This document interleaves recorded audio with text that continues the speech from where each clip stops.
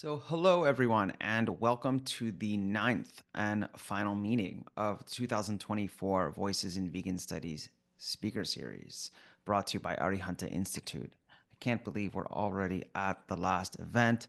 9 of these have gone extremely well, and I'm super happy to close out the year with this one. I'm your host, Jonathan Dickstein. I'm professor of Jain Studies at Arihanta Institute and lead organizer of our Vegan Studies initiative. So while this is the last event, there might be some folks who it's the first time being here or the first time being exposed to Arihanta Institute. So I just want to share just a little bit about us. So we are an academic institution dedicated to advancing education, scholarship, research, and the public dissemination of the real-world application of Jain principles and values, such as nonviolence and compassion, and how they can be manifest in everyday life. Our main mission is to empower individuals to apply these principles for positive change for humans, non-humans, and the environment as a whole. Now, for those who don't know much about Jainism or the Jain tradition, uh, quite relevant is that the Jains are the oldest vegetarian community in the world, practicing and teaching animal-focused vegetarianism for over 2 millennia. More recently, veganism has bubbled up on Jainism's ethical radar, both inside and outside of India. The Pundrapol or Jain Animal Sanctuary is another prominent example of the Jain concern for the welfare of animals. Now, in April of this year, Arihanta launched the Vegan Studies Initiative to educate Jains and non-Jains alike about veganism and animal rights as tangible actualizations of multi-species nonviolence. Apart from our course offerings, we host special events such as this one to elevate experts in the field to share their experience, research, knowledge, and insights with the general public. All of the information about the Vegan Studies Initiative and Arihanta Institute is available at our website, arihantainstitute.org. Now, this Voices in Vegan Studies speaker series was a 9-part program dedicating to highlight figures in all walks of life in vegan studies. We've had lawyers, philosophers, vegan advocates, food systems experts, and many others, and doctors, sorry, physicians and others, Jain physicians, to talk about these many aspects of vegan studies. And we're really excited to bring more to you in 2025. So let's turn now to today's speakers, Shaleen Shah and Kelly Nix from Luvin Arms Animal Sanctuary. So first, Shaleen Shah is co-founder of Luvin Arms in Colorado. His lifelong commitment to ahimsa and his passion for animal rights led to the unexpected founding of this sanctuary in 2015 with his wife, Shilpi. Together, they have saved over 850 animals and welcomed more than 10,000 visitors every year for humane education programs. Additionally, they have founded the Open Sanctuary Project, which provides hundreds of expertly researched resources for compassionate farmed animal care and sanctuary management, accessed by hundreds of thousands of people worldwide annually. And Kelly Nix is the executive director of Luvin Arms. Her love for animals brought her to Luvin Arms in November of 2020. After attending a compassion door, Kelly decided then and there that she wanted to pursue a career that involved two of her passions, her love for animals and education. After 10 years in education, both as a special education teacher and licensed administrator, and 3 years in homeless services, Kelly decided it was time to venture into the world of humane education and community outreach. Recognizing that Luvin Arms provided opportunities for communities to engage in such meaningful and knowledgeable experiences that married her two passions together, she knew it was time to take the leap. I'm extremely excited to have Kelly and Shaleen here for today's talk, Teaching Veganism from an Animal Sanctuary. In this talk, Shaleen and Kelly will discuss the advantages and challenges of teaching about veganism from Luvin Arms Animal Sanctuary, a place where thousands of humans come into direct contact with rescued farmed animals. Shaleen will share his perspective on the difference between a vegan way of living and an ahimsic way of living, and how Luvin Arms' approach to education and advocacy can help people on their paths to both. And I'm sure Kelly will share much about what it's like on the ground to engage with the public, teaching what's often new ideas of veganism with people from all walks of life. So just as an FYI to the audience, this talk will be followed by a Q&A, so you can drop your questions in the Q&A box ongoingly throughout the event, and I will kind of put these questions together, and once we wrap up the initial talk, I will voice them to our guests. So that is enough from me for now. I turn it over to Shaleen and Kelly. Thank you so much for being here. Thank you, Jonathan, and thank you to the Arihanta Institute for inviting and for hosting these series of talks. So, Jai Jinendra, everyone. I am Shaleen Shah. My family and I were blessed enough to be able to start Luvin Arms. And I want to start by just sharing our story of how this came to be. I was an entrepreneur. My wife is a CPA, Shilpi, and we have two very young kids at this time. My youngest was barely a year old, and my older was about 4. And we had no intentions of starting a sanctuary.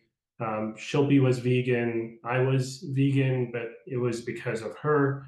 And then one day we were at a park, and Shilpi saw someone riding horses, and she knew that in India I like to ride horses, and so she approached the person, made a contact, and then shared it with me. And so then I started riding horses with this gentleman, and then we ended up buying our own horse, or adopting our own horse for the first time.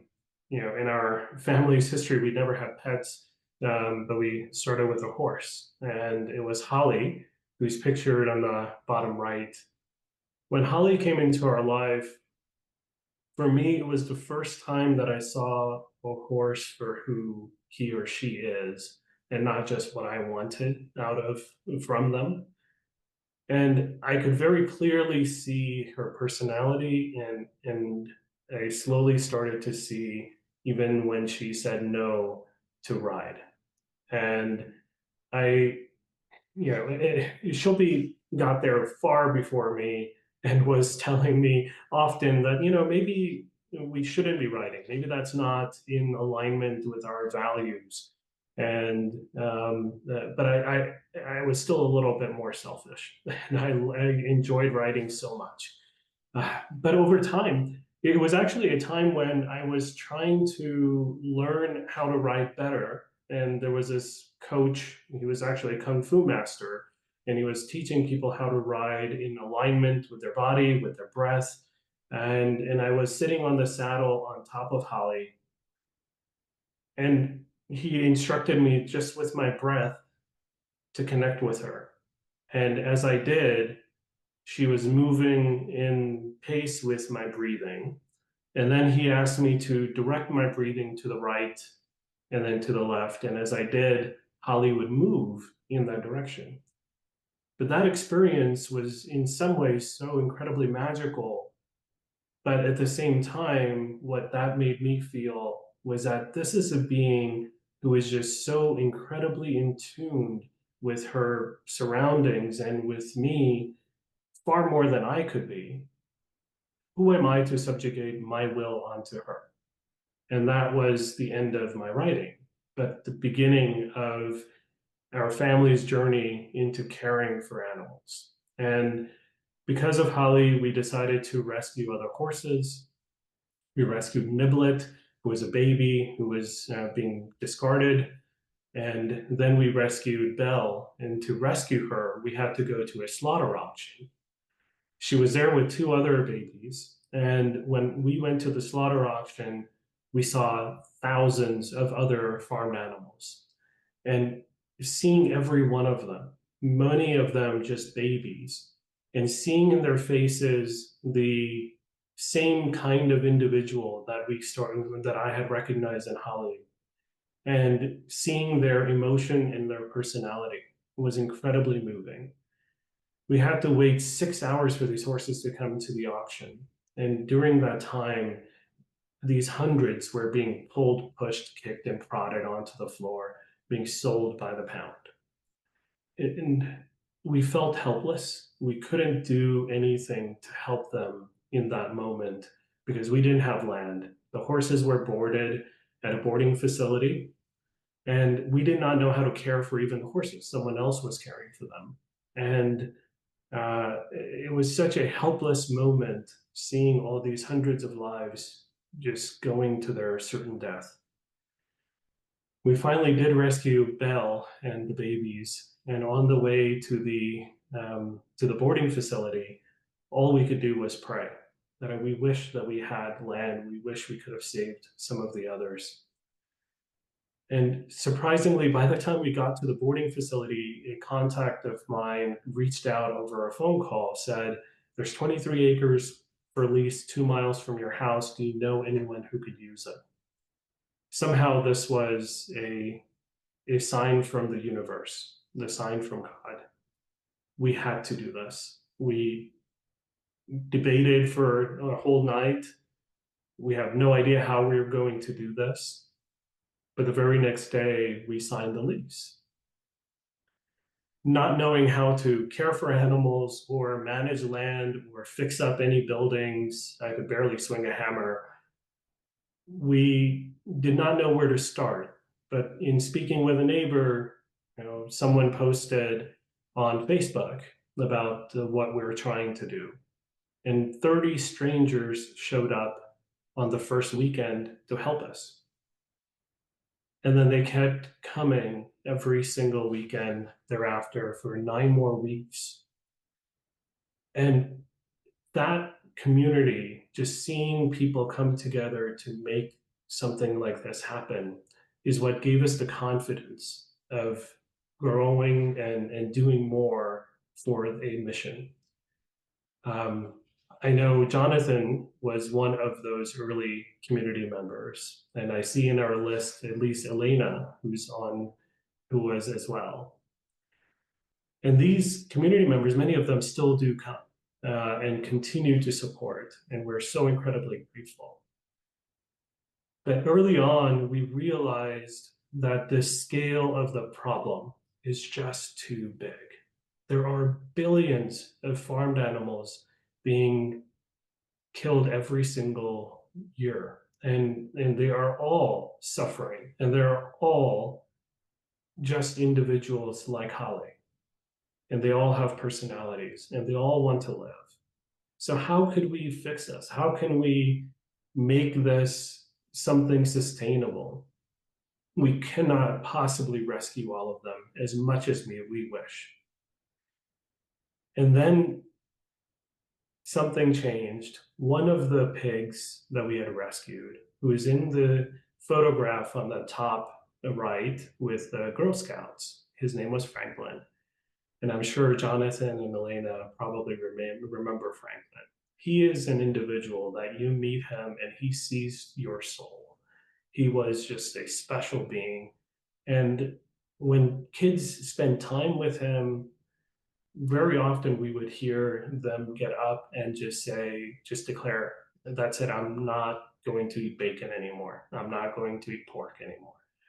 And just somehow, just that connection, being able to see the individual for who they are, made such a big difference. And so we leaned in on the education work and started doing tours and connecting with the community. And that became our motto: connecting community through compassion. Another very important part of the sanctuary is our promise that we make to each of our residents when we bring them into the sanctuary, the promise for a forever home. Now, many of these residents will live for 20 plus years. How can we make that promise in earnest and ensure that that will be a promise kept? And what we realize is that that promise cannot simply depend on Shilpi and I. life is uncertain. We never know what can happen. And, and that uncertainty should not affect the home that these residents find safety in, find love and comfort in.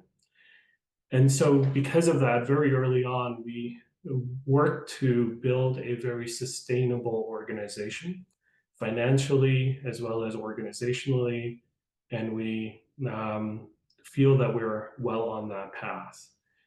We're blessed right now to have Kelly Nix as our executive director, and she herself is an educator working on her doctorate in education. And we are so incredibly blessed to have her leading our education work. And I cannot wait for her to share the amazing things that they are doing at Luvin Arms today. So, Kelly, could you please tell us more about education at Luvin Arms? Absolutely. Thank you. So first, I'm Kelly Nix. Sorry, I've got a mint in my mouth. And I am the executive director at Luvin Arms Animal Sanctuary. So as we go through this presentation, there is so much information and storytelling that I will provide today. But I am going to shut off my camera, so I'm focusing on the presentation itself. All right, here we go.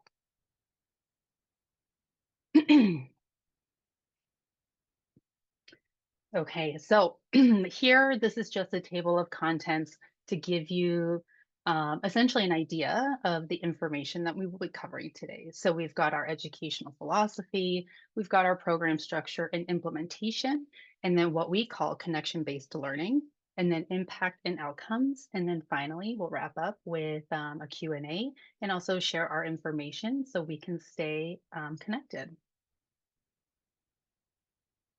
So before we watch the video, I did want to share. So we're about to start our journey together today. So I'd like to share a video that encapsulates the essence of Luvin Arms Animal Sanctuary. Although this film was created over 6 years ago, its message remains as powerful and relevant as ever. The work we do, the resilience of our residents, and the life-changing experiences that await all who visit continue to be at the heart of our mission. The impact of our efforts indoors in this short film serves as a timeless testament to the sanctuary's commitment to compassion and healing. So let's watch and allow ourselves to be transported into the transformative world of Luvin Arms. As kids, we have this amazing love for animals. There's this imaginative world where animals are friends, and so often those animals are farm animals. And at some point in life, quite a few of us end up losing that connection.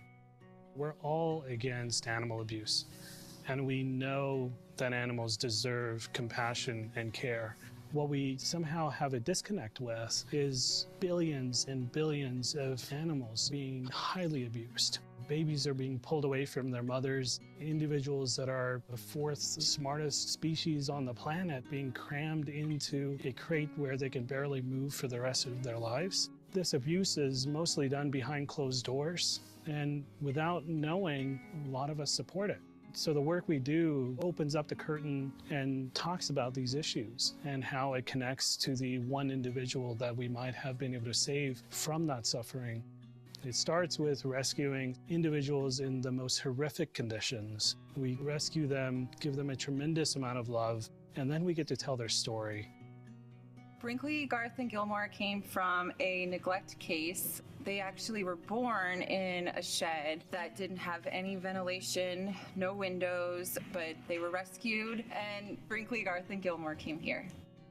Out of the three, Gilmore is the sweetest. He loves his belly rubs. Brinkley kind of just does her own thing, and Garth is definitely the alpha boy.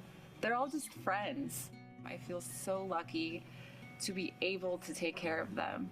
We actually just welcomed home a flock of chickens who came from the Kaporos rituals. For the rituals, young birds have their wings pinned back and they're flung over the heads of the practitioner 3 times before they're slaughtered in the streets. This flock of chickens who just came home to Luvin Arms experienced grass on their feet for the first time, love from humans for the first time, and they're getting the care that they so desperately need and deserve. Tito came from the dairy industry, and because he was born a male, he was considered unwanted. He was put on a veal transportation truck along with other babies and was being sent to slaughter when the driver found it in his heart to reach out to other sanctuaries to give them a forever home.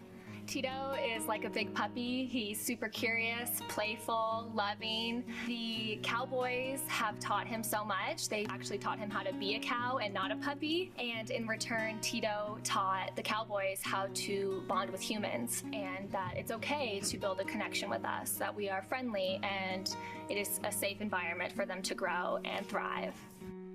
When somebody comes in and gets to hear Tito's story and see in his eyes how playful he is, it shifts in them how they think about an individual that is just disposed of in the dairy industry. Sanctuaries are not only important for the rescue aspect, but the education and outreach aspect can do even more than saving just one life. Since Luvin Arms has opened, we've had about 6,000 visitors, and a lot of people come for tours because that is one of the best ways to meet the residents, learn about their stories and how they got here, and what we can do to help them in our everyday lives. What I really get joy from is bringing kids here with their parents, their families, and taking them on tours and allowing them to really connect with that individual animal and to tell their story and to get them to make that connection with their companion animals. And they can start to see the parallels and start to be the change. Luvin Arms is powered entirely by volunteers. We have a community of over 1,000 individuals who are helping to make this place run every day. Something that I think is really special about what Luvin Arms has is just the way that we just take care of each other. I feel a kinship among our volunteers when I come in and I see a group working together, not just contributing to the work, but also, how are you? What's going on in your life? It's just a family is what it feels like. Being involved with the community, people who are truly dedicated, each and every one, to the welfare of the residents and to spreading the compassion to the larger community is inspiring to me. Every visit to Luvin Arms is uplifting. It's good for my soul. We've come a long way in 3 years, but there's so much work to be done. We need your help. When somebody gets to truly connect with an individual here at Luvin Arms, it changes the core beliefs that they might have come in with. We're currently about to serve 6,000 visitors. You can help us reach 60,000. We're saving dozens of lives, but you can help us save hundreds. We're 100% donor funded, and every dollar really does make a difference for the animals. I want to deeply thank our entire community, our volunteers and donors. We could not do this life-saving work without you. Thank you.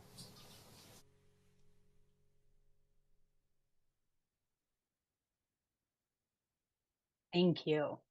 So moving on, I wanted to take this moment to share my story and how I got to Luvin Arms. So my journey with Luvin Arms began quite unexpectedly in November of 2020 when a close friend sparked my curiosity about what was described as a farmed animal sanctuary, just 10 minutes from my home. I was intrigued, yet unfamiliar with the concept. I decided, why not? And brought along my two youngest, ages 2 and 7, for the experience. Upon arrival, the tour guide discreetly asked if I was comfortable exposing my kids to animal agriculture, committed to an educational philosophy that embraces truth and transformative learning. Even when challenging, I enthusiastically consented.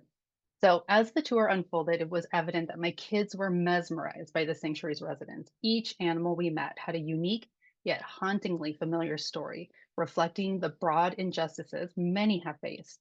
Despite the emotional weight of so many stories, nothing could have prepared me for the last one we were about to hear. We were introduced to Marley Rose, the sanctuary's youngest resident. A free Martin calf, Marley was found alone in her home. Her only comfort was a stuffed animal cow. The tour guide encouraged us to show her some love. So, watching my kids gently touch and whisper to her, I learned of her backstory and the truths of the dairy industry that had already shaped her short life. Tears welled up as I fully grasped the depth of her and her mother's suffering. a decisive, piercing moment that forever changed everything. The moment was a significant turning point, both personally and professionally. As a pescatarian, I once thought I was minimizing my impact on animal suffering, not fully appreciating the implication of my choices, including my indirect contributions through purchasing dairy and other animal products for my family. This realization hit me deeply during the reflective drive home, where I decided to eliminate all animal products from our household and leverage my background and education to advocate for animal welfare and inspire change. This commitment led to me joining the Luvin Arms team in 2020, a decision supported by my family, who have since embraced vegan living. Luvin Arms has proven to be more than just a sanctuary. It is a community that transforms lives and inspires compassion. So, witnessing the changes in my children after our first visit to Luvin Arms was inspiring. Their newfound compassion and understanding, born from connecting with the sanctuary's residents, have fueled my commitment to make school outreach a central focus. At Luvin Arms, our educational philosophy is rooted in three key principles. First, holistic learning. We believe education should be grounded in empathy, respect, and understanding of the interconnectedness of all living beings. Two, empowerment through knowledge. We aim to empower participants to make informed, compassionate choices by providing accurate, evidence-based learning. Transformative experiences. Number three, we create transformative experiences that inspire lasting change through storytelling, direct engagement, and fostering emotional connections. So, our core values and our mission. So, at the heart of Luvin Arms lies our core values: connection. We strive to build meaningful relationships with humans, animals, and the environment. Care.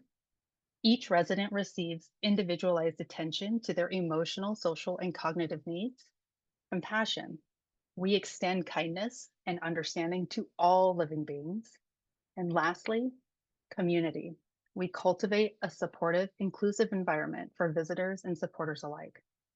Our mission statement encapsulates these values, which is we provide exceptional, lifelong social, emotional, and cognitive care to rescued farmed animals and advocate for those who have not been rescued by sharing our residents' stories to inspire, educate, and empower others to embrace a more compassionate and sustainable lifestyle. Our motto is ahimsa, nonviolence toward all living beings. Another key aspect of our credibility is our accreditation by the Global Federation of Animal Sanctuaries, or GFAS. GFAS sets the gold standard for sanctuary care and operations worldwide.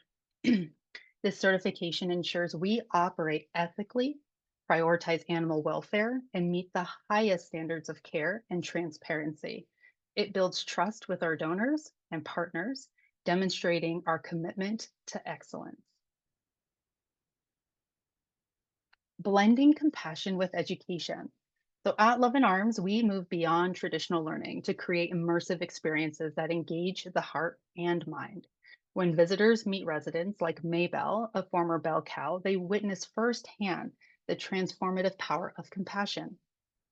Maybelle's story is one of resilience and healing. As a bell cow, she endured the emotional toll of leading her herd to a tragic fate. The weight of this role left deep scars on her gentle soul. But at Luvin Arms, Maybelle found sanctuary where she could rediscover her true essence and regain her sense of purpose. Through Maybelle's journey, visitors learn about the realities of animal agriculture and the incredible capacity for healing and forgiveness. Her presence inspires change, rekindling a compassionate spark in the hearts of all those who meet her. We blend emotional experiences with factual information by sharing stories like Maybelle's and facilitating direct connections with our residents to inspire lasting change. We invite our visitors to embrace a more compassionate way of living, one that values the lives of all sentient beings and works towards a future where sanctuaries like ours are no longer needed. meeting people where they are. So we recognize that our visitors come from diverse backgrounds and hold varying perspectives. Rather than judge, we strive to create non-judgmental learning environments that foster open dialogue and encourage personal growth. I vividly remember interacting with a visitor who initially resisted our message. He grew up on a farm and felt defensive about the practices he had witnessed and participated in. Instead of challenging his views head on, we engaged in a respectful conversation, genuinely listening to his concerns and experiences. As we toured the sanctuary together, I invited him to observe and interact with the residents on their terms. We watched as Gus, the turkey, playfully chased a ball that was filled with treats, witnessed Tito, the cow's gentle curiosity as he approached for kind of an head scratch, and marveled at the intricate social dynamics of our pig families. So throughout the visit, I noticed a subtle shift in his demeanor. His defensive posture softened, replaced by moments of quiet reflection and genuine interest in our residents' stories.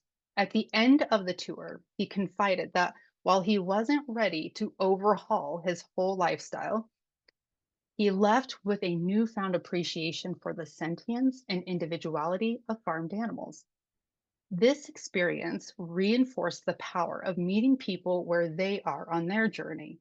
We plant seeds of compassion that can take roots and grow over time by creating a space for open, non judgmental dialogue and allowing the animals to speak for themselves through their actions and personalities. We may not always see immediate transformations, but every slight shift in perspective is a step towards a more compassionate world. By approaching our visitors with empathy, respect, and a willingness to listen, we are laying the foundation for lasting change. So, to create truly inclusive spaces, we thoughtfully omit labels like vegan or plant based from our events and marketing. While these terms are essential for identifying specific lifestyle choices, we recognize that they can sometimes carry unintended connotations and create barriers to engagement. Instead, we focus on normalizing compassion as a default. We want our visitors to feel welcomed and included, regardless of where they are on their journey towards more ethical living.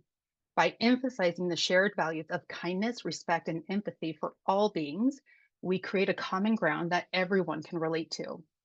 This approach is exemplified in events like our Spring Fest and Fall Fest.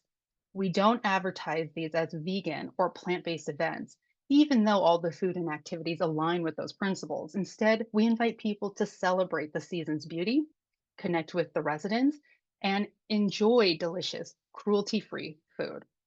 By not labeling these events, we convey that compassionate choices are not a fringe lifestyle, but a natural extension of the values most people already hold dear. We create an environment where everyone feels encouraged to make kind, mindful choices without fear of judgment or exclusion. Of course, we still provide ample resources and support for those interested in exploring veganism or plant based living more deeply. But by leading with inclusivity and meeting people where they are, we open the door for more meaningful and lasting change.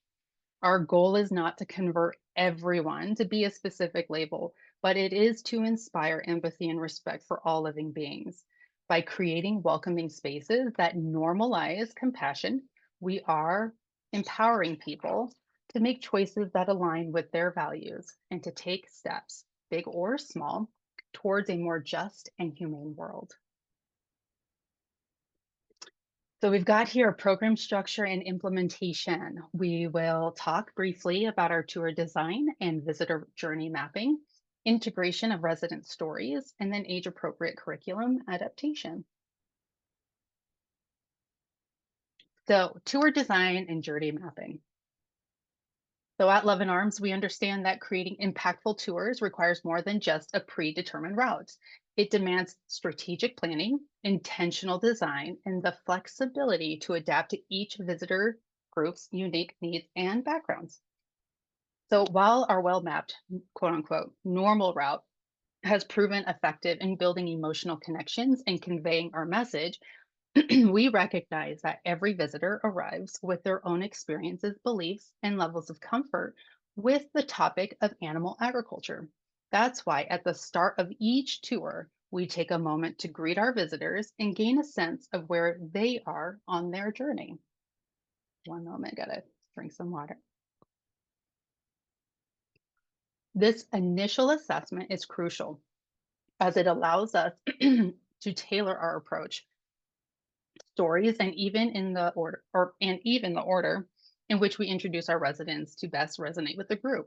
So by being attentive and responsive to our visitors' needs, we create a more personalized, impactful experience that meets them where they are and gently guides them towards a deeper understanding of compassion and empathy. Throughout the tour, we incorporate strategic pause points for reflection, allowing visitors to process their emotions and insights. These moments of introspection are essential as they provide space for visitors to internalize the powerful stories they've heard and connect them to their own lives and choices. To further enhance the impact of our tours, we incorporate multi-sensory elements that engage visitors on multiple levels.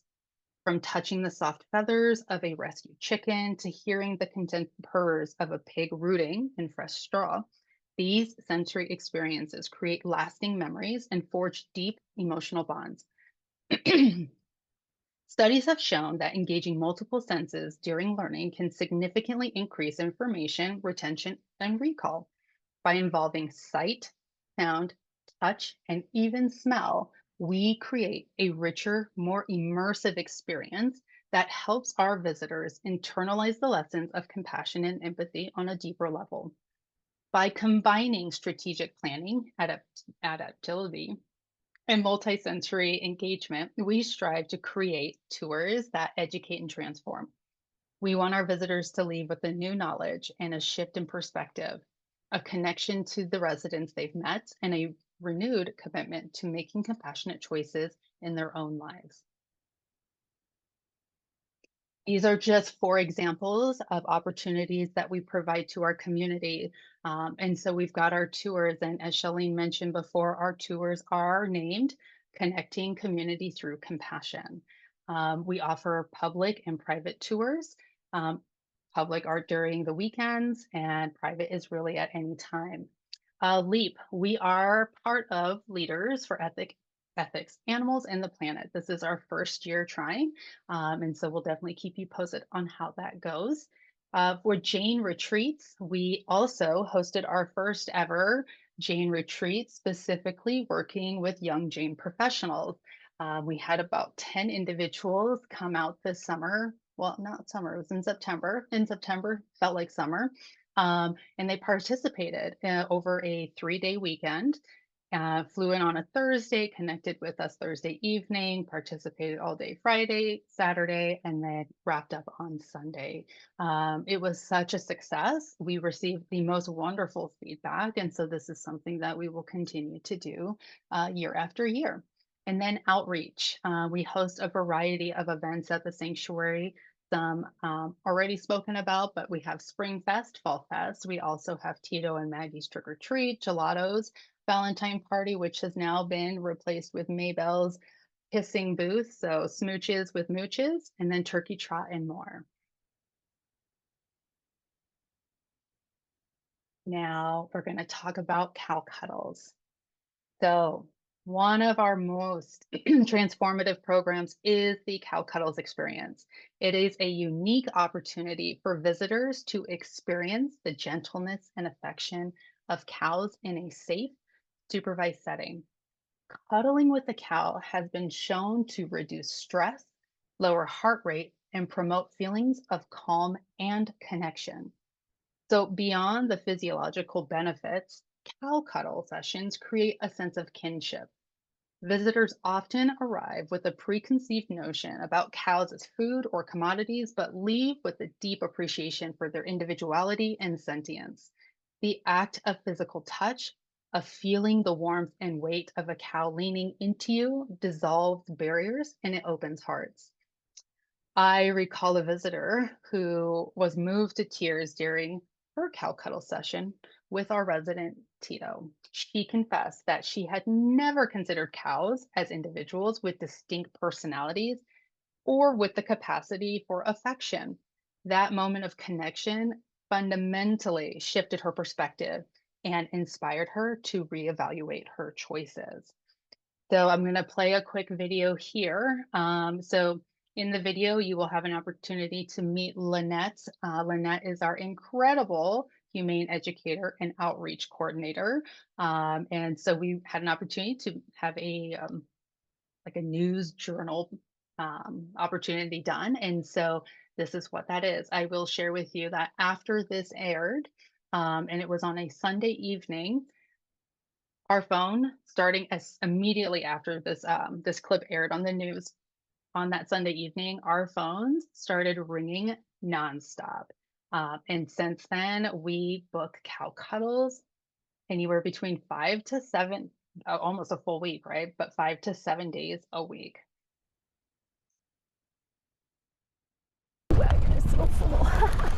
Life on a farm can get pretty dirty. Because cows make big messes. Lynette Cook spends hours every day Several times a day. tidying up her Erie farm. It is a good workout for anybody that comes out and scoops the poo. It for sure is. After a long day in the mud, she's ready to relax. Absolutely. You do have to find ways to de-stress. Lynette doesn't turn to her goats for yoga or to the sheep for snuggles. All right. Come on in. Hey, buddy. She prefers something a little larger. And we just go forehead to forehead like this and kind of have a moment of connection. It's called cow cuddling, and it's starting to draw crowds to the Luvin Arms Animal Sanctuary. I'm pretty excited, so. Becca Mikulinich and her boyfriend Ethan are here for a graduation gift. Just wanted to make sure. Ready Hi. to touch a cow for the first time. Hi. Oh my gosh. It's a cow. Hi, Maybelle. Lynette guides them from cow to cow, offering tips on how to safely stroke a steer. So Lucky, don't let the horns fool you. He is a sweetheart and a half. Lynette says the cows love the attention. Oh, just make all the sounds. Oh, yes. That feels so nice. Their grunts proof these 8 rescues They love it, huh? are pretty happy with their new lifestyle. And these interactions could be beneficial for Becca and Ethan too. Yeah, I think she does calm me down a little bit. Dr. Katie Peters works in animal-assisted therapy at CSU, where horses like Bluebell help calm people down.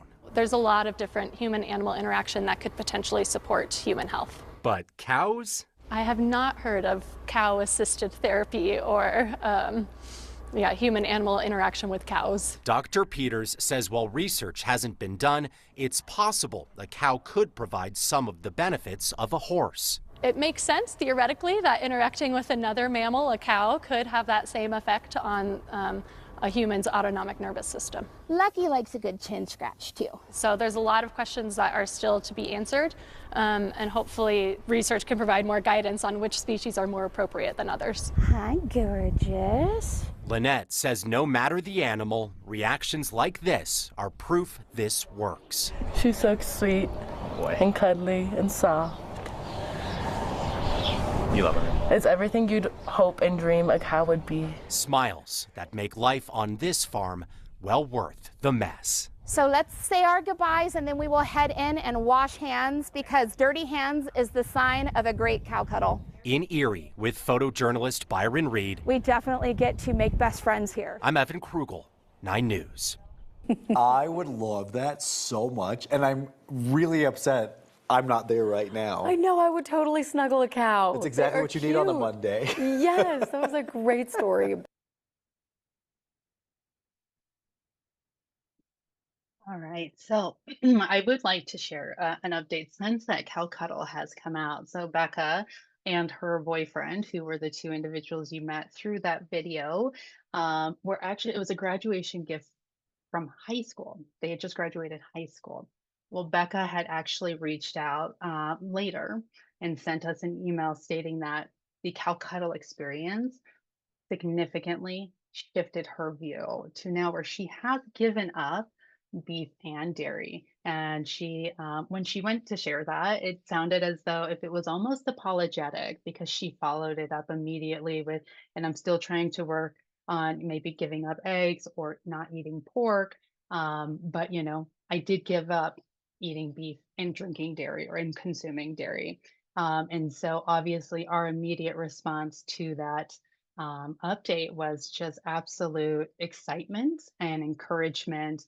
And so, again, this is just another example of meeting someone where they are and celebrating those wins. So, moving on to integration of individual resident stories. So, at the heart of our educational program lies the stories of our remarkable residents. So, by sharing their unique histories, challenges, and quirks, we help visitors to see them as individuals worthy of respect and compassion. So first, Kenai, the absolutely adorable chicken there at the bottom. So Kenai's story is about resilience and the power of friendship. She was found in a box with her duck companion, Coda. Kenai arrived at Luvin Arms in pretty rough shape. So pale, missing feathers, and covered in filth. Her future was uncertain. But obviously, with the love and care of our incredible, incredible team, Kenai blossomed. Her feathers regrew, her comb brightened, and her spirit soared. Today, she spends her days exploring with Coda and their turkey friends, a beautiful example of the joy that she basically has here, and also with the unexpected bonds that she has formed. Eileen, who is our adorable baby goat up top there. So her story is a reminder of the dairy industry's cruelty. Eileen was born with underdeveloped joints and was deemed worthless for breeding and actually faced the threat of euthanasia. But where others saw a liability, we saw a life worth fighting for. With ongoing physical therapy and the support of her companion, Desi, Eileen defies the odds and shows the world the incredible value of every being. Then we've got Tito. Tito's journey from a discarded calf to sanctuary is miraculous. So essentially left for dead on a veal transport truck, Tito's life hung in the balance, but a moment of compassion changed everything. Nursed back to health at Luvin Arms, Tito has grown into a gentle giant with a heart as big as the sky. His love for cuddles and play is a testament to the resilience of the spirit and the transformative power of kindness. Felix, as Shaleen had mentioned earlier and spoke about Franklin, Felix is Franklin's brother, best friend. The two were rescued together. So Felix's story is a triumph of the individual over the system. Destined for slaughter as part of a cruel historical reenactment, Felix's life was spared thanks to the determination of a single person who saw his inherent worth. Now at Luvin Arms, Felix spends his days reveling in the simple joys of pighood, rooting in the mud, basking in the sun, and charming all those who cross his path. His story is a reminder that every life matters and that change starts with one act of compassion. And also to note, Felix will be celebrating his 10th birthday in February. Gus up there is not just a turkey, he is a trailblazer. So as part of the first flock to be pardoned in Colorado's inaugural turkey pardoning ceremony, Gus symbolizes hope for all turkeys who suffer under the weight of human demands. Rescued from a farm where birds are genetically modified for size and speed, Gus and his flockmates bore the scars of the industry prioritizing profit over welfare. But at Luvin Arms, they have had a chance to heal, thrive, and show the world the beauty and intelligence of these often misunderstood birds. So we weave individual stories throughout our tours and curriculum to create potent testaments to the animal spirit, resilience, and sanctuary's transformative impact. More than just heartwarming stories, these stories invite our visitors to see the individual behind the label. Understand that every animal has a unique story and open their hearts to the possibility of a kinder world for all beings. So, as visitors start to draw parallels between the animals they meet at Luvin Arms and the companion animals they know and love, something happens. The lines between pet and product start to blur, and the distinctions we've created between species crumbles. By recognizing the shared emotions, personalities, and the capacity for suffering that unite all sentient beings, our visitors start on a journey of empathy and understanding. They leave our sanctuary with new knowledge and a fundamental shift in perspective, a recognition of the inherent worth and dignity of all animals. The power of storytelling connects hearts and minds through the individual tales of resilience, hope, and healing that define our work at Love and Arms. By sharing these stories, we don't just educate, we inspire. We plant the seeds of compassion that will grow into a lifelong commitment to creating a more just and humane world. So, age appropriate curriculum. We tailor our educational content to different age groups and developmental stages to maximize impact. We focus on foundational empathy building for younger children through storytelling and playful activities like a day in the life of a chicken. Middle schoolers dive into the interconnectedness of animals, the environment, and human choices, while high school students engage in nuanced discussions about ethics and sustainability. Our curriculum aligns with the social emotional learning standards by fostering key skills like perspective taking, critical thinking, and compassion. We also work closely with educators to enhance lesson plans with humane education principles.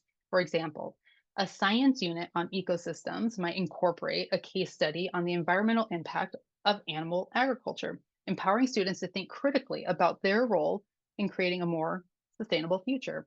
Our collaboration with educators is a true partnership. Rather than simply providing pre-made lesson plans, we work closely with teachers to co-develop curricula, activities, and resources that meet the rigorous academic standards while integrating the core values of compassion, empathy, and respect for all life.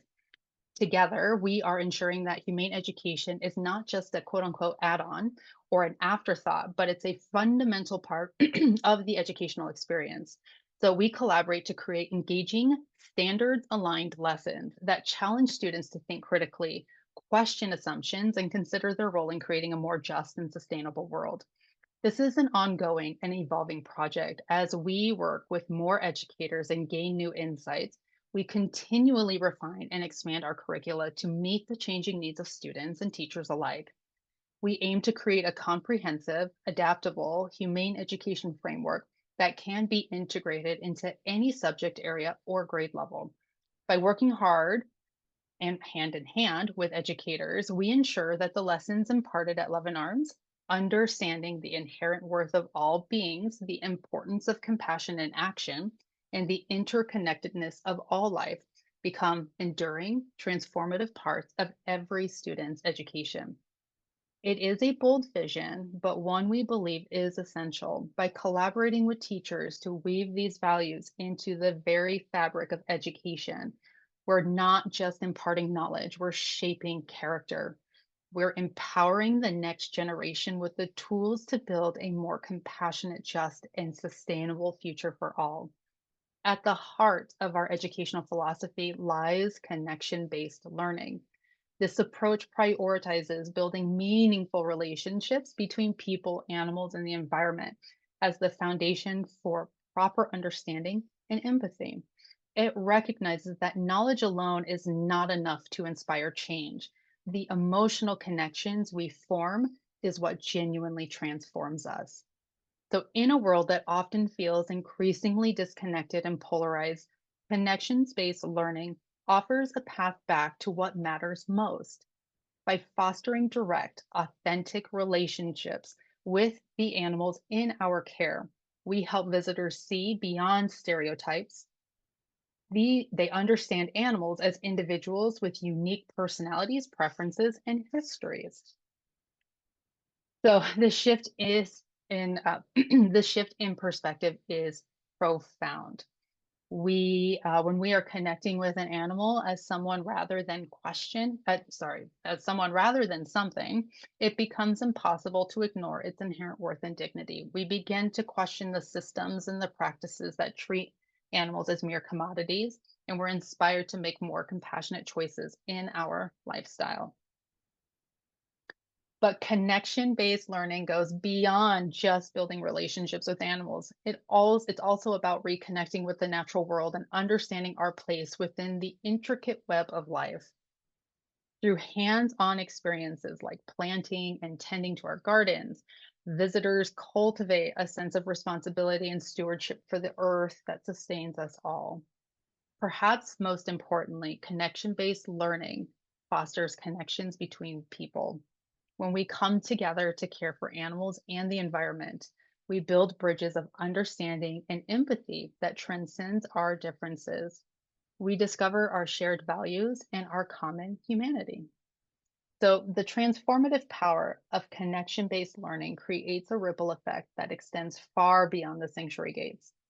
Participants leave inspired to bring more compassion and kindness into their homes, communities, and the world. They become ambassadors for a more just and sustainable way of living. So at Luvin Arms, we have seen firsthand the impact of this approach. It's not just a philosophy, it's a proven path to personal and social transformation. By prioritizing connection in everything we do, we're not just changing minds, we are changing hearts. And that, we believe, is where the real lasting change begins. So, one of our most powerful ways we facilitate connection is through our Clicker Play program. Clicker Play is a form of positive reinforcement training that empowers our residents to participate in their own mental and physical enrichment. By teaching behaviors like targeting, we showcase their intelligence and build support or build trust and rapport. So I'm going to show a quick video here as well of Clicker Play.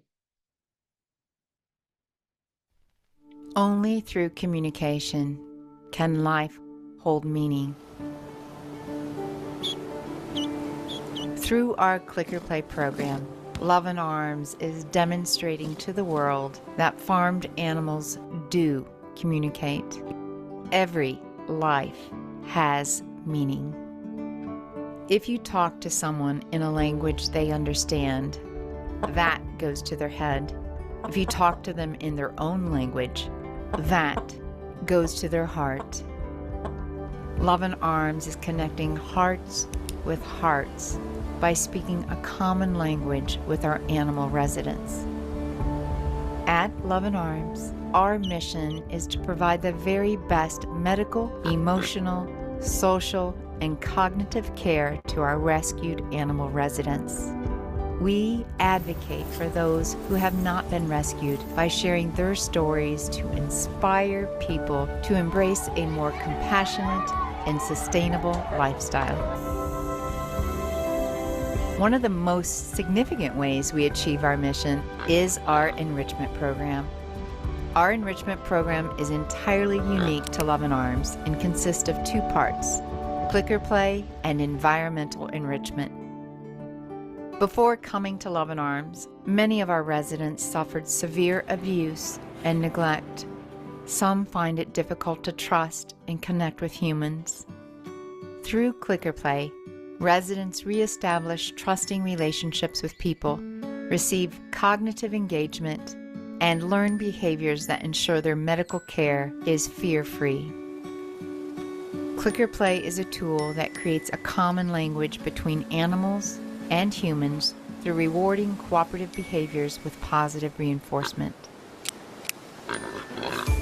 Residents at Luvin Arms get to learn fun and engaging activities such as name recognition, touching targets, spinning in circles, and color differentiation. This provides the mental stimulation that these incredibly intelligent beings need and deserve to live a fulfilling life.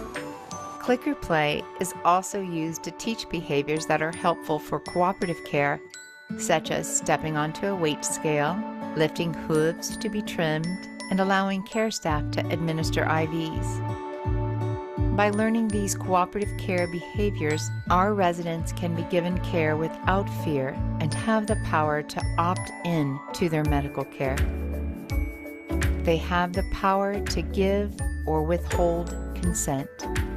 Clicker play gives them the agency to exercise control over their daily lives. It can even be used to teach positive ways to express frustration or anger so that every individual can express their emotions in a healthy way. Clicker play has a profound inspirational and educational impact. It demonstrates to all whom visit and participate in the program the immense intelligence of farmed animals. People connect to farmed animals differently when they can effectively communicate with them.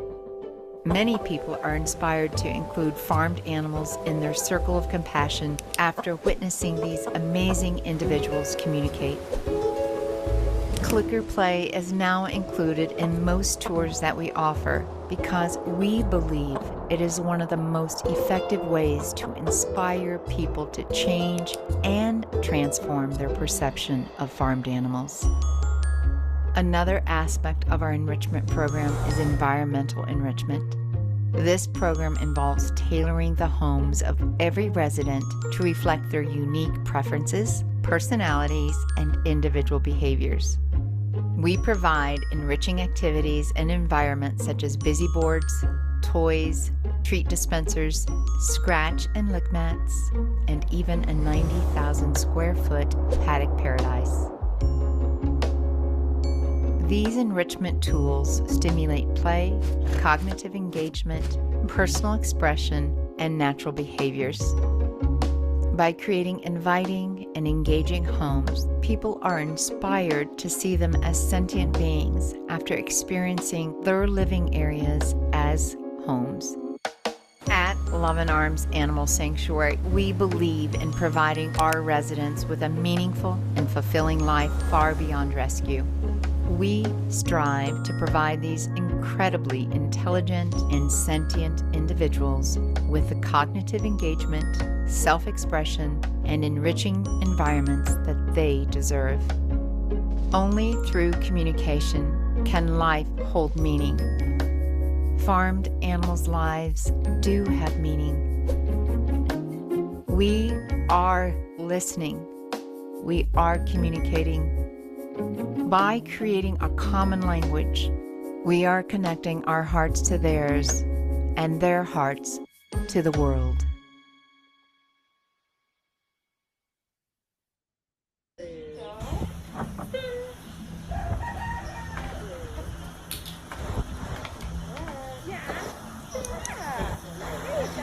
Kelly, I just wanted to chime in maybe just a few more minutes so we could have some Okay. Q&A.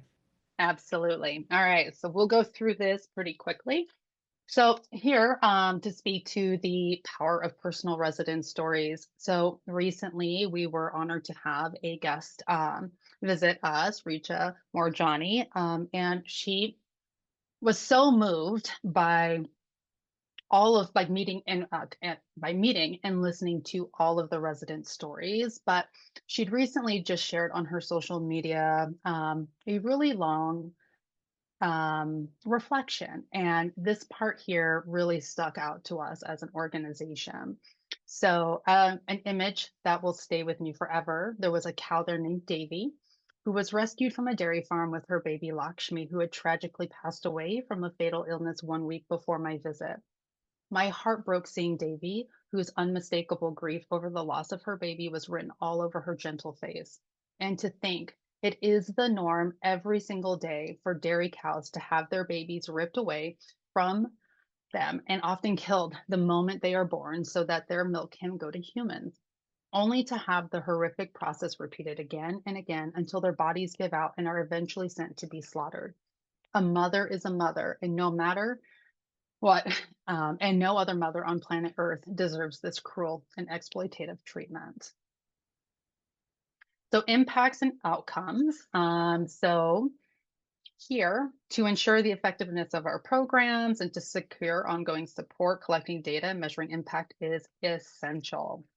So data not only helps us refine and improve our offerings, but it also demonstrates the tangible difference we're making in shifting hearts and minds when we can show funders and stakeholders that our programs result in increased empathy, change behaviors, and a ripple effect of compassion. It validates the importance of our work and helps us secure the resources to expand our reach. So here are just a handful of various comments and feedback left by visitors. And one thing I really wanted to point out, we are working currently on our 2024 education outreach impact data. But here I was able to share with you our 2023. So if you remember at the very beginning, there was conversation in one of the videos about hosting or welcoming close to 6,000 people since the sanctuary had opened. Here you'll note that in 2023 alone, we had nearly 20,000 individuals visit Luvin Arms that year. And so we are continuing to look at the data that we are collecting to see how we can tailor experiences and to bring more individuals in.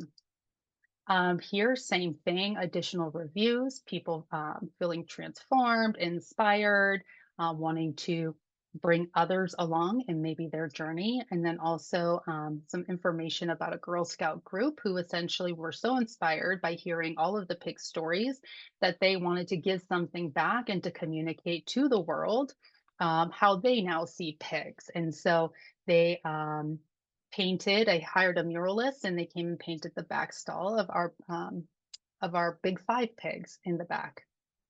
And again, the kind of underarching theme there is Charlotte's Web, where the web spells out words like ahimsa, love, and be kind. And then last but not least, to collect all this information means we need to come up with creative surveys that are not only going to capture the data that we need and the information needed, but it's also, I guess, enticing for those who are going to fill it out. So you'll notice here, for example, we have 4 questions. Technically, the last one is optional, but again, we just want to know if they're likely to recommend Luvin Arms, or we also want to know, has their perspective changed? And we're also curious as to what their current dietary practices are.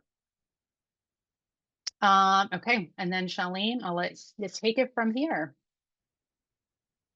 Thank you, Kelly. That was beautifully shared. And Jonathan, I think we're okay to go to questions. Yeah, we can maybe weave some of these other aspects into the questions. Okay, so first off, I just want to say thank you so much, Shaleen, and also Kelly. Thank you for that comprehensive presentation. And I think your things you're doing, the videos you're sharing, the kind of outreach, it's just so multifaceted. And if we had another hour or two, I would go through each aspect of it. I did want to share, I think, Shaleen, you would find some warmth in it, but I just want to share that actually at my desk where I work every day, I have a few images. One is from someone who, kind of a spiritual yoga teacher that I first started with that brought me into thinking about ahimsa. Another was my Sanskrit teacher who passed away. And the third is the card of Franklin that sits on my desk for as kind of memorial card. And yes, certainly, as you said, Franklin, just a short time on this earth, but certainly had something special and touched so many individuals. And I know that people respond to Tito that way, who's still breaking hearts at Luvin Arms. Not to mention, not so many others. I mean, and Felix is, Franklin's brother Felix, known forever. And it's so amazing to still see him thriving there. So anyway, let me just pivot to some questions. And so I think first off, and I could ask you, Shaleen, there's a question here about, can you tell us a little bit about Luvin Arms as an animal sanctuary and how that might connect to the kind of traditional Jain sanctuary and their unity in ahimsa as a kind of founding principle, or any other aspects? Yeah, I think it's an extension of the Jain Panchakulam, right? I think at least the ones that I've visited, I have not visited all, but the ones that I've visited have focused on the rescue aspect and are prolific in rescue, and all the animals whose lives are saved. I mean, it's amazing, and I'm really grateful for the work that the Pandras do. I think the way we are approaching this is just, it's an extension of that work. And the one question that we are hoping to be able to answer is why do the animals need rescue in the first place? And if we can solve that, right, trying to get to the root of the cause, the root of the ill, then we can spare many more lives. And that's where our education programs come in. Wonderful. Yeah, I think there are similarities, dissimilarities. You and I have spoken about this at length, and there is a way in which it seems that Luvin Arms is really trying to connect to larger systemic kind of global issues that may not have been traditionally salient, or at least promoted as much at the Pandra poll. So I guess there's another question too from that first one was from our professor Chris Miller, and Agni Hogaboom is asking, and this could be for you, Kelly. I am interested in your perspective on avoiding terms like vegan and plant-based. What do you do if visitors bring non-vegan food, or if they mention a fishing trip or cooking burgers or anything like that? Yeah, absolutely. So we do have signage throughout the property that says like no animal-based products beyond this point. And generally, if there is anyone that's visiting, as soon as they enter through like the second set of gates into the sanctuary, they'll see that. And I've seen people kind of turn back around, go to their car, and then come back, assuming that they're placing or putting that away. But when people bring it up in conversation, we definitely, we don't harp on it. We don't start judging. It's just like, hey, how can we shift this conversation to maybe, about the current residents that they're talking about, or, why they enjoy this activity? What does it mean for them? And, are there ways that is there other activities they could essentially participate in that gives them that same type of feeling, And so with the fishing one, we actually get a lot of like, oh, we do the catch and release. And so we kind of talk about that process too, like what it really means for that sentient living being when you are still essentially, catching them and then releasing them back into their environment now without all the tools they need to survive. So it really just depends on the individual, the question, the situation, of how we'll take that on. But with food products, it is clear in our communication on our website if they want field trips or tours or visits that no animal-based products are allowed on site. So we don't typically run into that question a lot by folks that visit. Thank you. Yeah, I'm kind of thinking, when I listening to both of you speak, I actually am curious, and kind of these large scale, what's the word I want to say here? Approaches you have, or strategies, which are very supportive and trying to encourage like these positive experiences, not like these no's, don't do this, don't do that, but kind of really engendering compassion. And this is something also I thought of when you were speaking, was that at Arihanta, we have our vegan studies program, which I really think this is a focus, but we're also initiating a compassion studies initiative in 2025, which is a lot about just kind of generating compassion, these really like innate positive dispositions we have, and really showing how we express them towards humans, can do that even more. We express them towards animals, and then how can we do that kind of holistically for the sake of ecosystems and the environment? And so I really notice, I can tell in how you answer the question, it's like this tough needle to thread. But right, how do you have some kind of boundary or some kind of way to be clear in the messaging, but in the same time do it in a way that's supportive and patient? I think the amount of patience that you and Shaleen kind of express is pretty astounding, at least from my side of the Zoom, as it were. So there's another question here that talks about dairy, and it says, dairy was mentioned a bit along with the nice cow cuddle stories. Have vegetarian Jains who have visited Luvin Arms given up dairy, similar to how the non-Jain young woman you mentioned who had a transformation during the cow cuddle session? So that could be for either of you, or just what do you think has been the kind of maybe response from the Jane community with regard to cow cuddles or cow relevant storytelling? I think it's profound. Wherever we've had opportunity to share the stories of our cows with Jane audiences, with visitors as well as in other talks, there is a greater recognition of that change that needs to be made. And even in our Jane retreats, we have that same shift. I mean, especially when they get to go deeper and really have those kinds of meaningful long-term engagement. The shift really, you could see it. I mean, it's universal. Yeah, I think it's similar to the story I think Kelly you said about someone who contacted you and they were a little apologetic, like we're gonna do this first and then move on. And I think for those that have been in animal spaces or vegan spaces for a while, you realize, right, the violence and harm and separation, all of these negative experiences that happen in dairy and egg industries are just as terrible as any other industry. But I think what most of us also can recognize is we've been in culture to have a certain kind of hierarchy of what we give up first and why. And that's something we can't change, right? That's just the social reality as it is. And there seems to be a way maybe to intervene there that's patient and supportive rather than being like, no, that's not enough. You need to actually give up dairy immediately at this exact same time. I think the difference, as Shaleen well knows, is that the Jane community is a long-standing meat-free community. So there just seems to be a very kind of sensitive issue around dairy that we encounter. But, it's complicated, as we all know.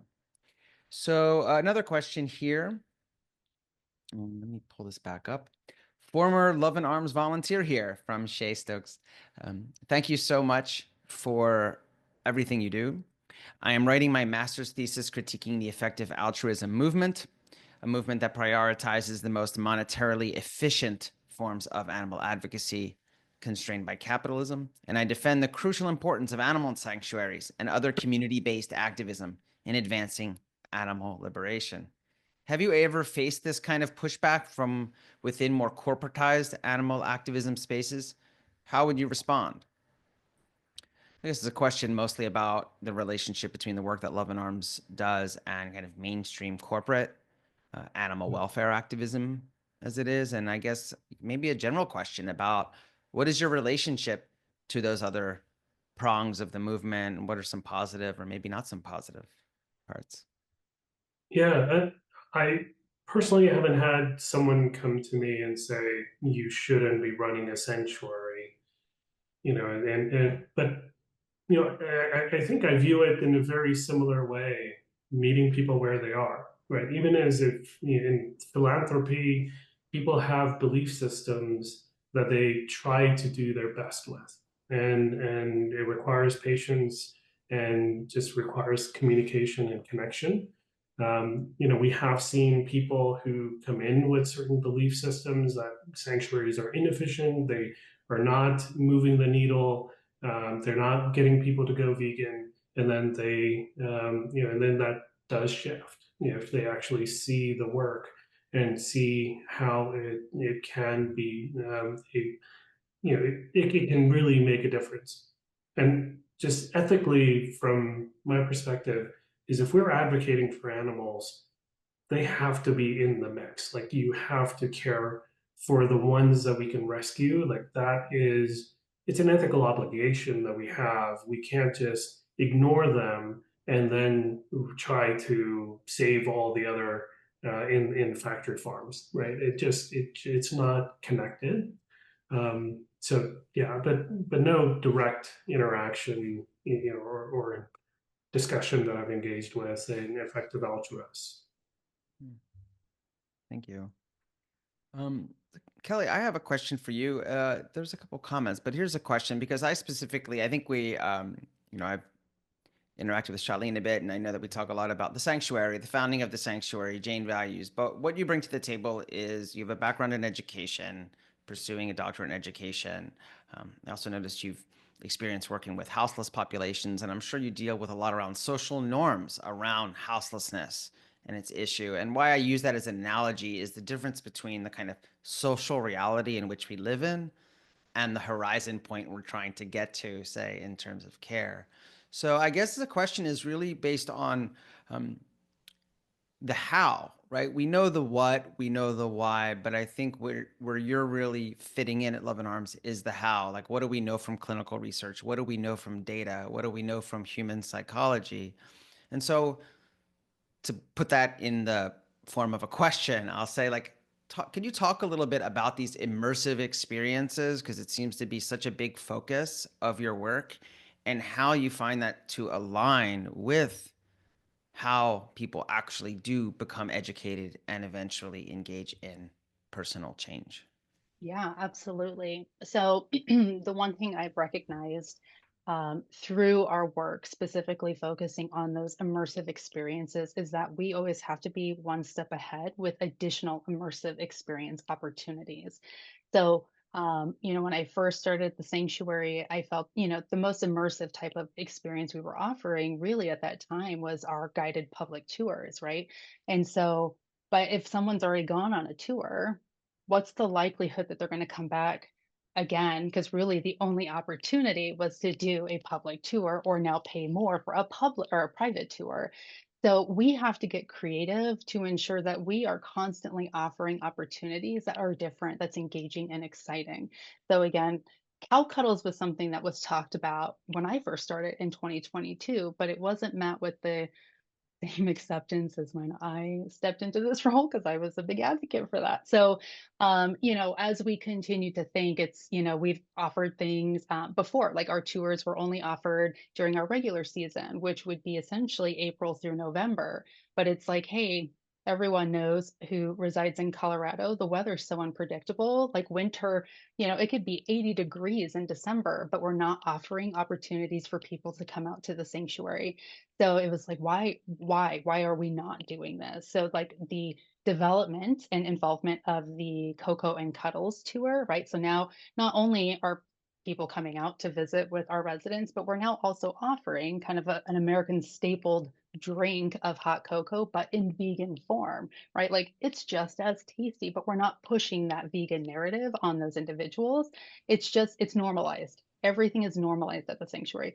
And then, with trying to raise awareness around avians, and to facilitate more of that connection and companionship and care, we started an opportunity this fall called "Give a Cluck About Chickens," and so it was all just chicken information, opportunity to connect, and so really it's about what more can we do to get people excited and engaged? And during those opportunities is when we get to still tell their stories and weave in, information and data from and about animal agriculture. So we want to make sure that we're constantly offering an opportunity for someone to come out or to come again to the sanctuary. And through those experiences, we're able to do that educational component. With those visitors. Yeah, I sometimes feel like I sound like a broken record to myself, but I'm always reminded of something I heard from an educator who said, "It's not what you know, it's what they learn." Mm-hmm. So what you know is right, what you know should be done, it really is irrelevant. I mean, I use that in my university classes. Like it's what I know is doesn't matter at all. Because if it's not communicated, then I'm failing at that job. So the same way how you get exposure, you get people in, and so I think I'd maybe like we have a few more minutes. I think I tried to get through all our questions quickly. I was worried that we wouldn't get to them, but there is a question I have in mind, and it relates to some of our programming, because in January we're offering a course at Arihanta through the Vegan Studies Initiative called Animal Sanctuary: Solutions in Nonviolence, and it's mostly a spotlight on Lancaster Farm Sanctuary with Jonina Terzi and Sarah Saluzzo. And I've been out to that sanctuary a few times, and sometimes they talk about a bit of the heartbreaking. I mean, there's a lot of heartbreaking in life and death on a sanctuary, but talking about resources and how, right, oftentimes they're not taking in animals where they could devote resources to because they need to produce a short film spotlighting a resident. And they said it's heartbreaking to think that we have to divert resources. But I guess this is kind of a question for both of you, and it is in line, at least in my imagination, with this long-term vision of, right, you can't rescue all the animals, just like all of the goshalas, the cow shelters in India can't take in all the cows. It's just not possible. So what's the balance? Is it between kind of giving that exposure and working towards this end and saving animals? And I'm not necessarily looking for an answer, but if you could color in some of that difficulty. Yeah, it is an incredibly difficult balance to strike, because it's not only rescuing new animals, it's also then considering the life of the ones that you've already rescued. Are you then, putting their life in jeopardy by, overextending your financial resources by rescuing, let's say if we have the opportunity to rescue 100 cows today, we would love to do that. But then the other residents, like, do we have the financial space? It all, like, there's so many things that we have to balance. What we can do more of is educate, right? We can scale that. As Kelly mentioned earlier on in that video, it was just 6,000 visitors over the life of the sanctuary. Last year, we saw 20,000 people in that year. This year, we will do more. But our target, our vision is being able to, to connect 100,000 people a year. Like, that's our target. We believe we can do that. Right. So if we can scale that and get one person to stop eating animals and animal products, that makes a huge difference, right? There are some estimates that it's over 300 lives a year that get spared by one person stopping to consume animals. So that's really, for us, the balance is certainly more in the education side and giving our existing rescued residents the best life we possibly can. Because, when we rescue them, that's also part of, being a ahimsa. We can't, if all we give them is food, shelter, and water, are we really being a ahimsa to them, right? There is hinsa in controlling their lives within four boundaries, between, four walls. And if that life is not fulfilled through all of their senses and emotions, and, like, we have to strive for that. And to be able to do that, we have to focus on that, the best life for the ones we can rescue, and then educate as much as we can. Yeah, that makes sense to me. And I think you're right. If we had more time, we could really talk about how, even traditionally speaking, the notion of ahimsa has involved kind of these proactive harms, but deprivation is a harm, neglect is a harm, confinement, tethering, any things like these. They're also forms of harm, and not to mention that our kind of tacit approval of it, letting it happen around us, has actually been traditionally viewed, actually across South Asian traditions, as a form of harm. And I think this is really where, in my view, and I think Shaleen may share this, where you really see how there's this difference between, say, you said, like, an ahimsic way of life and just a vegan way of life, because ahimsa really has this holistic, and even if it's aspirational, right? Even if it's completely not perfectible, it's always this point that we're working towards, which might seem frustrating to some, but I also find there's like the little bit of solace knowing that you could never perfect it, and we're encouraging one another to get there as close as we can. So anyway, I just want to say thanks. I'm also holding myself back because there's a lot of things I would love to ask you, Kelly, specifically about education. I completely agree, and it seems to be prevalent in the animal movement now, that changing cultural norms, social shifts, like tilting the needle collectively, is really what is needed, and we learn that from social science. And I just want to say thank you to Shaleen, as always. Always such an inspiration, just a wonderful story and wonderful work. And I know you continue to inspire more and more people, which will easily make it into the 100,000, if not more. No problem. And so everyone else here, I just want to say thank you for joining this last event for Voices in Vegan Studies for 2024. It's been a wonderful series. This talk, as well as all of the others, are available recorded on our YouTube page. And I encourage all of you to stay tuned for the Animal Sanctuary course and other courses we're unrolling in 2025, as well as additional animal and vegan themed events. Kelly or Shaleen, any final words? Not in the macabre sense, but in the final words of this talk sense. No, I'm just grateful for the invitation and this opportunity for this conversation. Thank you so much, Jonathan. Okay. Yes, I echo the same sentiment. Thank you, everyone, for allowing me to be here today. All right. Well, thank you both. And I really intend to be back out in Colorado within the half year. So I look forward to seeing both of you in person and all of my old and new non-human friends at the sanctuary as well. All right. Thank you so much. Bye now. Thank you.